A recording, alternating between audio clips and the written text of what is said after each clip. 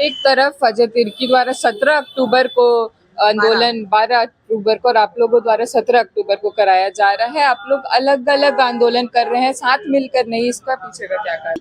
जो इंसान अब हमारी जल जंगल जमीन बचाने के विरोध में खड़ा रहा हो, जो इंसान केंद्रीय शरणार्थ समिति स्थल का विरोध किया हो, ऐसे व्यक्ति को सपोर्ट करना मुझे लगता है कि समाज को दिग्भ्रमित करना है।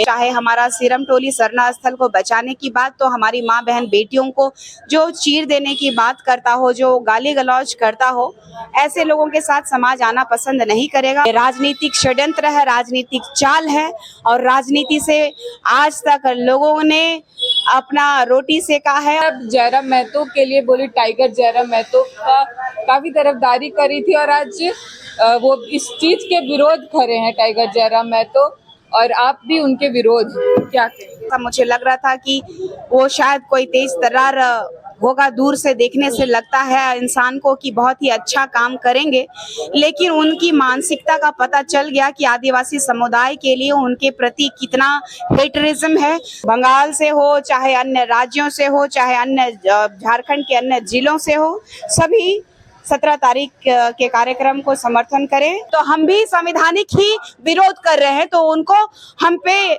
इस तरीके का अनर्गल किसी भी तरह का माँ बहन की गाली दे करके अपने चाल चरित्र को प्रदर्शन करने की आवश्यकता नहीं थी। जो लड़का कहा कि नेपाल बना दूंगा इस झारखंड राज्य को, जो अपनी मानसिकता क्रिमिनल एक्टिविटी रखता हो, जो आदिवासी माँ बहन बेटियों का इज्जत करना नहीं जानता हो, तो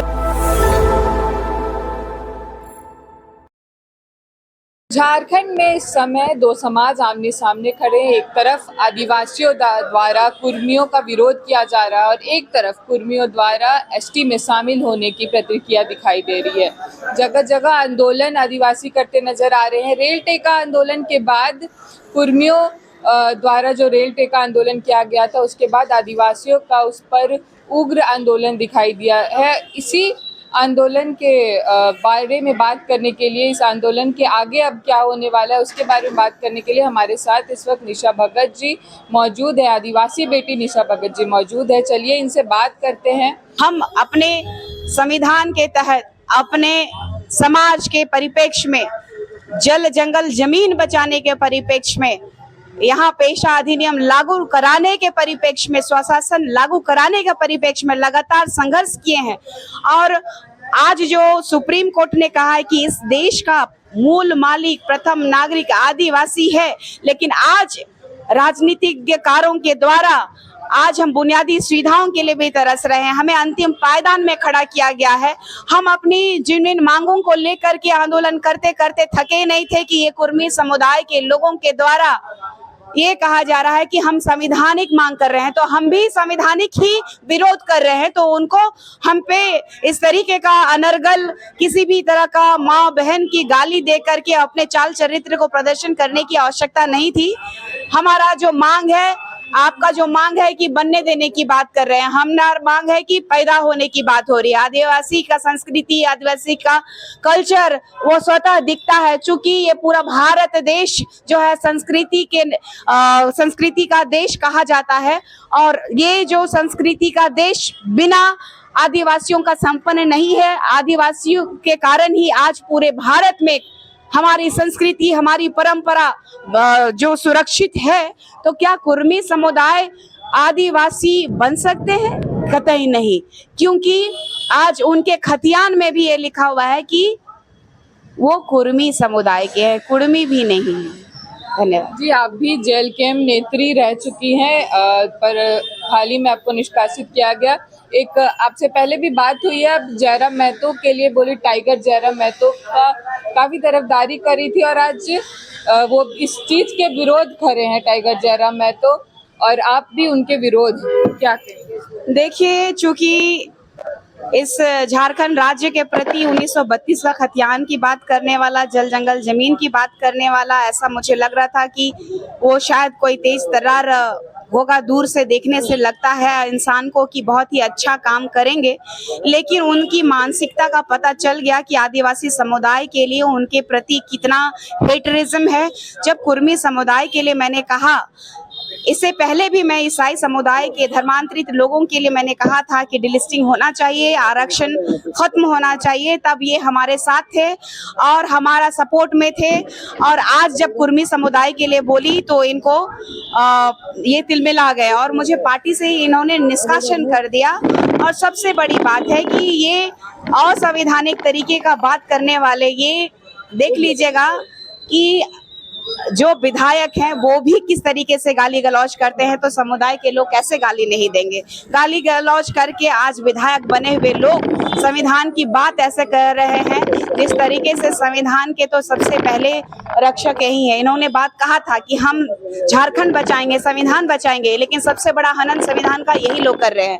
और सबसे ज्यादा आदिवासी समुदाय के लोगों को नीचा दिखाने का काम यही लोगों के द्वारा किया जा रहा है। आप देखिएगा कुर्मी समुदाय के लोग जिस गांव में रहते हैं वो लगातार लोगों ने आवाज उठाई लेकिन आवाज दबी नहीं। देखिए वहाँ कहा जाता है कि आदिवासी और एससी और एसटी लोग जो है, दलित और आदिवासी नीची जाति का है, इनको पानी तक नहीं पीने के लिए दिया जाता है, साथ बैठ के खाना तक नहीं खा सकते हैं। ये लोग इनका हाथ का खाना तक खाना पसंद नहीं करते हैं। ये आदिवासी समुदाय में कैसे फिट करेंगे?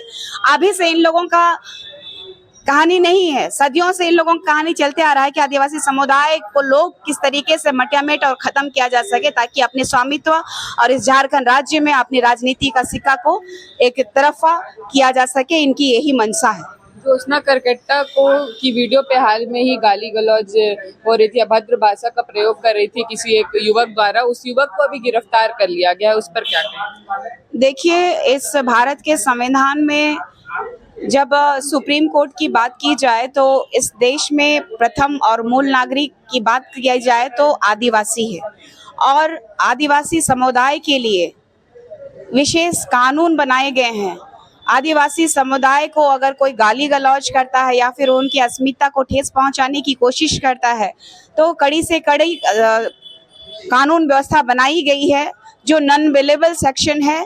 तो इस बात को समझना होगा, राजनीति करने वालों के बहकावे में आकर के इस तरीके से गाली गलौज करना बंद कीजिए, नहीं तो आने वाले समय में ये आदिवासी ताकत क्या है वो पूरी तरह से दिखाई देगा। क्योंकि अमित महतो के जाने के बावजूद लगातार अमित महतो को नेता बना करके लोगों का जो परसेप्शन दिख रहा है कि कुर्मी समुदाय का हीरो बनाने की कोशिश की जा रही है, तो इससे प्रतीत हो रहा है कि जो लड़का कहा कि नेपाल बना दूंगा इस झारखंड राज्य को, जो अपनी मानसिकता क्रिमिनल एक्टिविटी रखता हो, जो आदिवासी माँ बहन बेटियों का इज्जत करना नहीं जानता हो, तो वो इस झारखंड राज्य में शांति की बात करने वाला हो ही नहीं सकता। और इस भारत देश का चौथा स्तंभ ये मीडिया कहलाता है और मीडिया का वो दुरुपयोग कर हमें आपस में लड़ाने का काम इन्होंने किया है। उनका मांग जो है कि आदिवासी बनने का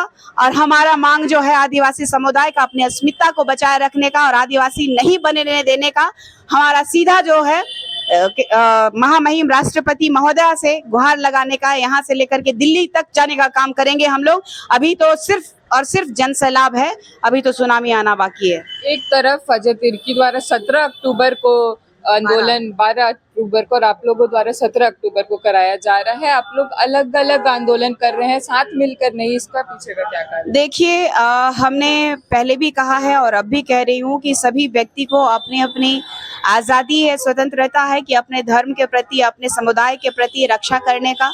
अगर वो अपना बचाव कर रहे हैं, समाज के परिप्रेक्ष्य में ये दिखावा कर रहे हैं कि हम आदिवासियों के हितैषी हैं, तो पुराना प्रकरण उठा के देख लीजिए। चाहे हमारा सिरम टोली सरना स्थल को बचाने की बात, तो हमारी माँ बहन बेटियों को जो चीर देने की बात करता हो, जो गाली गलौज करता हो, ऐसे लोगों के साथ समाज आना पसंद नहीं करेगा और समाज ऐसे लोगों को बहिष्कृत करता है। क्योंकि राजनीति नहीं करना है, समाज के परिप्रेक्ष्य में हमारी अस्मिता को बचाना है, हमारा जल जंगल जमीन को बचाना, हमारे जो अधिकार है उनका हनन नहीं होने देना है। इसीलिए हम लोग समाज के परिप्रेक्ष्य में आज पंखराज बाबा के कार्तिक उरांव जी के जो सपनों को साकार उन्होंने किया है केंद्रीय सरना समिति को बना करके, तो उनके अध्यक्ष जो फूलचंद तिर्की जी है और उनकी पूरी टीम जो अन्य जिलों से आई और उन्होंने निर्णय लिया, सामाजिक बैठक हुई और समाज ने तय किया कि 17 तारीख को समर्थन करना है और 17 तारीख को प्रभात तारा मैदान में पुरजोर कुर्मियों का विरोध करना है। ईशा जी, एक सवाल ये है कि आप लोग भी झारखंड से तमाम जनजातियों को बुला रहे हैं, 32 जनजातियों को। अजय तिर्की जी भी बुला रहे हैं, वो कह रहे हैं कि तमाम जनजाति हैं झारखंड से आएंगे। तो आदिवासी ये तय कैसे करेगा कि 12 को जाए कि 17 को जाए? आदिवासी समुदाय से मैं इतना ही कहना चाहूंगी, जो इंसान अब हमारी जल जंगल जमीन बचाने के विरोध में खड़ा रहा हो, जो इंसान केंद्रीय शरणार्थ समिति स्थल का विरोध किया हो, ऐसे व्यक्ति को सपोर्ट करना मुझे लगता है कि समाज को दिग्भ्रमित करना है। ये राजनीतिक षड्यंत्र है, राजनीतिक चाल है, और राजनीति से आज तक लोगों ने अपना रोटी सेका है और राजनीति के कारण ही आदिवासी समुदाय को दिग्भ्रमित करने का काम किया गया है। अगर वो कार्यक्रम कर रहे हैं तो करें, आदिवासी समुदाय के हित के लिए कर रहे हैं, लेकिन मैं आदिवासी समुदाय के लोगों से कहना चाहूंगी कि बंगाल से हो, चाहे अन्य राज्यों से हो, चाहे अन्य झारखंड के अन्य जिलों से हो, सभी 17 तारीख के कार्यक्रम को समर्थन करें। और 17 तारीख के समर्थन के कार्यक्रम, चूंकि ये मेरा अकेले का निर्णय नहीं है, केंद्रीय शरणार्थ समिति में समाज के लोगों के द्वारा निर्णय लिया गया है। इससे ज्यादा समाज तय करेगा कि आगे की दिशा, आगे की रूपरेखा क्या तय करनी है। जी, जो सरना झंडा को लेके विवाद चल रहा था कुछ ही दिनों पहले, अजय तिर्की द्वारा आपके प्रति काफी अभद्र भाषा का भी प्रयोग किया गया था और काफी उन्होंने पर्सनल फोटो वीडियो भी आपकी तस्वीरें साझा की थी, और अभी वो आदिवासियों का समर्थन कर रहे हैं, इस पर क्या कहें? देखिए, इस पे उचित कार्रवाई के लिए मैं संविधान का सहारा लेते हुए, मैं कानून का सहारा लेते हुए मैंने जो प्रोसेस किया है, उसके माध्यम से बहुत जल्द जो गलत है उसका परिणाम गलत दिख जाएगा और सत्य की जीत होगी और समाज की रक्षा